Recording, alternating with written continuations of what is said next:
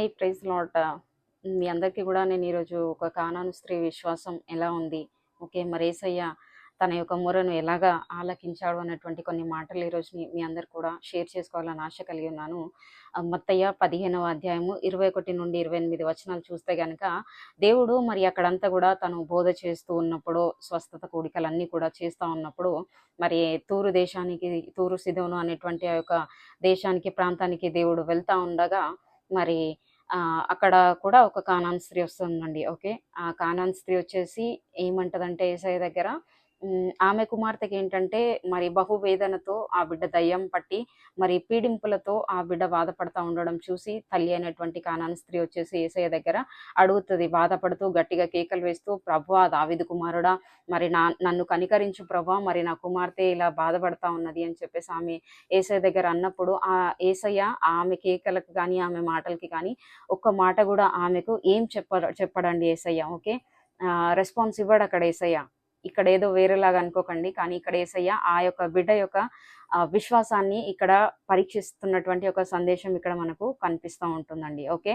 So అలా దేవుడు మాట్లాడలేకపోయేటప్పటికీ మరి ఆ స్త్రీ అలా కేకలు పెట్టడం చూసేసి శిష్యులు ఏమంటారంటే, ప్రభా ఈమెకు వెంబడి అంటే ఈమెకి పంపించేసయ్య అని చెప్పేసి యేసయ్యను అంటా ఉంటారనమాట. అప్పుడు యేసయ్య ఏమంటాడంటే, ఇజ్రాయేలు ఇంటివారనేటువంటి మనము మరి నశించిన గొర్రెల యొద్దకే పంపించబడ్డాము, కానీ వేరేళ్ళ దగ్గరికి కాదు అని చెప్పేసి అంటాడు. ఓకే. అయినా కూడా ఇలా శిష్యులందరూ కూడా ఆమెను చూసి అలా అన్నప్పుడు కూడా ఆ స్త్రీ అసలు తనకి యేసయ్య అంటే ఏంటో ఆమెకు అర్థమైనట్టుంది. ఓకే. ఆ యేసయ్య దగ్గర ఉన్నటువంటి శక్తి ఏంటి, యేసయ్యను ఆమె అంటే యేసయ్య ఆ బిడ్డకి ఎన్కౌంటర్ అయిపోయాడు. ఓకే. ఆమె ఖచ్చితంగా గుర్తెరిగిందండి యేసయ్యను. కాబట్టి ఆమె ఏమంటదంటే మళ్ళీ వస్తుంది, మళ్ళీ వచ్చి మళ్ళీ యేసయ్య కాళ్ళ దగ్గర పడి, ప్రభువా నాకు సహాయం చెయ్యు అని చెప్పేసి మళ్ళీ ఆమె అనుకుంటది. ఓకే. అంటూ యేసయ్య దగ్గరకు వచ్చి మళ్ళా మొక్కినప్పుడు యేసయ్య ఏంటంటాడంటే 26వ వచనం చూస్తే కనుక, అందుకు ఆయన పిల్లల రొట్టె తీసుకొని కుక్క పిల్లలకు వేయుట యుక్తము కాదని చెప్తాడంట. అక్కడ ఆ స్త్రీతో ఏమంటాడు యేసయ్య, నువ్వేదైతే స్వస్థత అనేటువంటిది అడుగుతున్నావో అది నా బిడ్డల కోసం నేను సమకూర్చాను, కాబట్టి అది నేను వేరే వాళ్ళకి ఇవ్వలేను కదా అని చెప్పి కుక్క పిల్లలతో ఆమెకు దేవుడు పోలుస్తాడండి. సో ఇక్కడ ఆ స్త్రీకి ఏమైనా కోపం వచ్చిందా? యేసయ్య కుక్క అన్నాడు కాబట్టి ఆమె వెళ్ళిపోయింది, అక్కడి నుంచి వెళ్ళలేదు. ఆమె ఏమంటదంటే యేసయ్యకి తిరిగి సమాధానం ఇస్తుంది, కరెక్టే ప్రభా, నువ్వు చెప్తున్నది నిజమే, కానీ కుక్క పిల్లలు కూడా తమ యజమానుల బల్ల మీద నుండి పడేటువంటి ముక్కలు తినుటకు యోగ్యులే కదా, తినొచ్చు కదా అని చెప్పేసి అంటది ఆమె. హల్లెలూయా. ఇక్కడ ఏం జరుగుతుందండి, ఆ స్త్రీ ఎక్కడ కూడా అలసిపోలేదు. ఆమెకు ఏదైతే ఇంటెన్షన్ ఉందో యేసయ్యలో ఆమె స్వస్థత కనుగొనింది, యేసయ్యలో విడుదల ఉన్నది అని చెప్పేసి ఎప్పుడైతే ఆ స్త్రీ కనుగొన్నదో ఇంకా ఆమె అన్ని పక్కన పెట్టేసింది. ఆమె కేకలు వేస్తా ఉన్నది. ఓకే. కంటిన్యూగా తను యేసయ్య వెంబడి పడతానే ఉంది. ఇతరులు ఏమనుకున్నా పర్వాలేదు, యేసయ్య ఏమన్నా పర్వాలేదు, కానీ ఆమె కావాల్సిందల్లా స్వస్థత.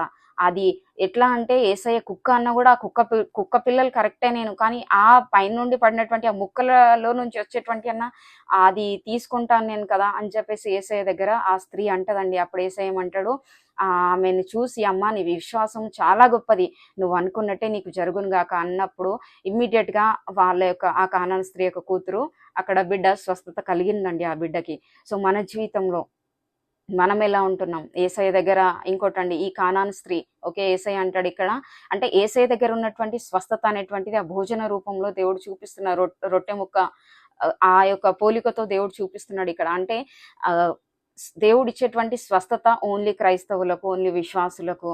ఓకే. మరి ఇక బయట వాళ్ళకి ఎవరికి కాదు అని కాదు. ఇక్కడ యేసయ్య కుల మత భేదం ఏది చూడట్లేదండి. యేసయ్య చూస్తున్నదల్లా ఏంటి అంటే, ఆయన మీద నీకు విశ్వాసం ఉన్నదా, నువ్వు ఎక్కడైనా ఆయనను వదిలిపెడుతున్నావా, ఇది అక్కడ యేసయ్య చూస్తున్నాడు. ఓకే. సో స్వస్థత కావాలంటే మంచి హృదయంతో, ఓకే, విశ్వాసం కలిగినటువంటి హృదయంతో యేసయ్య దగ్గర ప్రార్థన చేస్తే గనక ఖచ్చితంగా కానాను స్త్రీ పొందుకున్నట్టే మనందరం కూడా మన జీవితాల్లో అనేకమైనటువంటి మార్పులు చూడొచ్చండి. యేసయ్య రెస్పాన్స్ అవ్వట్లేదు కదా అని చెప్పేసి వదిలిపెట్టకండి, ఆయన సన్నిధికి వెళ్ళడం మానకండి, ఆయనకి ఇవ్వడం ఆపకండి. కంటిన్యూగా ఈ స్త్రీ ఎలా అయితే ఆమె కావాల్సింది తీసుకునేంత వరకు వదలలేదో, ఈరోజు నువ్వు కూడా నీకు కావాల్సింది నువ్వు పొందుకునే వరకు ఆ ప్రార్థనను ఆపకు, యేసయ్యకి ఇవ్వడం ఆపకు, ఆయన సన్నిధిని బలపరచడం ఆపకు. సో యేసయ్య ఖచ్చితంగా నీ విశ్వాసాన్ని చూస్తాడు. ఆయన బయట కనబడే వాళ్ళకి ఆయన మాట్లాడడేమో, కానీ ఆయన అబ్జర్వ్ చేస్తానే ఉంటాడు. ప్రతిదీ నువ్వు వేసే ప్రతి ఒక్క స్టెప్ కూడా ఆయన దగ్గర ఉంటాయండి. కాబట్టి దేవునిలో మనందరం కూడా కాన్ఫిడెంట్ గా ఉండి ఫెయిత్ఫుల్ గా ఉందాము.